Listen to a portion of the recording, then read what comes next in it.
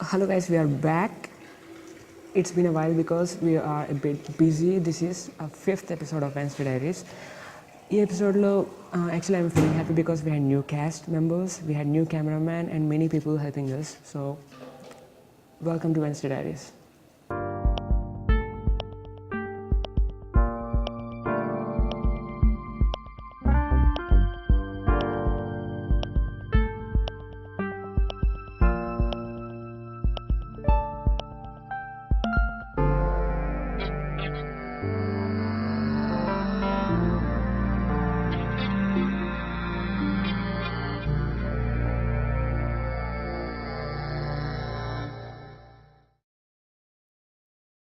నమస్తే. ఈ వీడియో చూస్తున్న సోదరీమణులకు స్వాగతం, సుస్వాగతం. Welcome to Wednesday diaries. Today we would like to discuss the topic scientism. Scientism is an ism just like Pavanism, Ramoism, sadism and terrorism. Scientism is a belief that the methods of science are applicable universally. A typical scientist is a person who knew a small corner of science and knew it well better than any other human, dead or alive. The scientists out of their area of expertise will often hesitate to express authoritative opinions. This attitude is attractive precisely because it is in sharp contrast to the arrogance of philosophers who claimed for science and its practitioners a separate division, which is often uncomfortable for most of the practicing scientists. Both in the works of professional philosophers and famous natural scientists, it is often claimed that someday science will constitute the entire domain of truth. Modern science is often said to be originated from philosophy. Modern scientists were engaged in something they call as natural philosophy.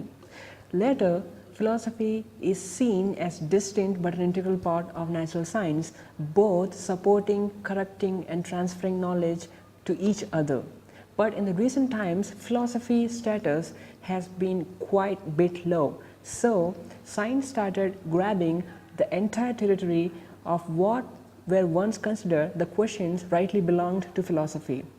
Scientism not only takes science to be better than philosophy, but also the only means of answering the questions that philosophy is not usually good at answering. People who dabble in scientism often feel it difficult to notice this kind of shift, but for others it's explicit. Peter Atkins, who was an English chemist and a former professor at Oxford University, was scathing in saying that no philosopher has ever contributed to elucidate nature up to date. Scientists are often prone to the errors of elementary logic, and these errors go unnoticed during the peer review, and these have the major impact on the literature. For instance, confusing correlation with causation and implication with biconditional, which is a condition during which two propositions are made and these are correct when both of them are true or false simultaneously. There are a set of scientific theories that support the clear distinction between philosophy and science. These are classified as essentialist theories. These theories attempt to find the traits that distinguish true science from non-science and pseudoscience in its inquiry. And also, scientism always goes hand in hand with falsifiability, a concept introduced by Karl Popper. A falsifiable theory is something that makes some predictions about the results under experimental conditions.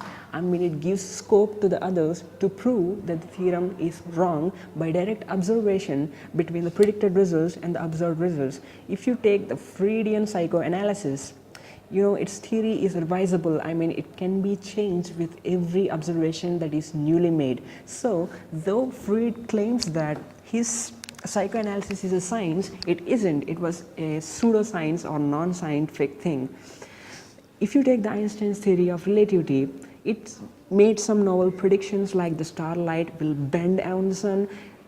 Einstein's theory gave a scope to others to prove that it was wrong. Advocates of Popper usually seem to keep at the same level of pseudoscience or non-scientific things the levels of statements of theology, metaphysics, ethics and even literary criticism that do not go in flow with the criterion of falsifiability. Falsifiability makes possible a clear distinction between the science that is truly spoken and the opinions of scientists on non-scientific subjects. In the recent years, there is a tendency to take as scientific anything that a scientist says or believes. For example, take embryonic stem cell research. It is often described as a clash between the science and religion. Most of the people who support embryonic stem cell research are scientists, and the people who oppose it are religious.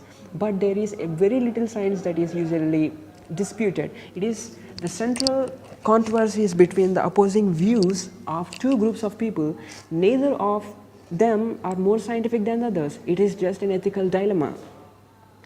If we confine the term scientific to the falsifiability, we should not conclude something, an ethical view, to be depicted by science just because it is an opinion of substantial number of scientists. I'm just kidding. For example, if we take that some group of scientists prefer neutral colors in washrooms, will not make that preference scientific. So this is scientism, and there are also things, I mean, for each and every topic there are pros and cons, and there are some disadvantages of scientism, which I'm posting link in the bios, okay? And thank you for being with me for this Wednesday.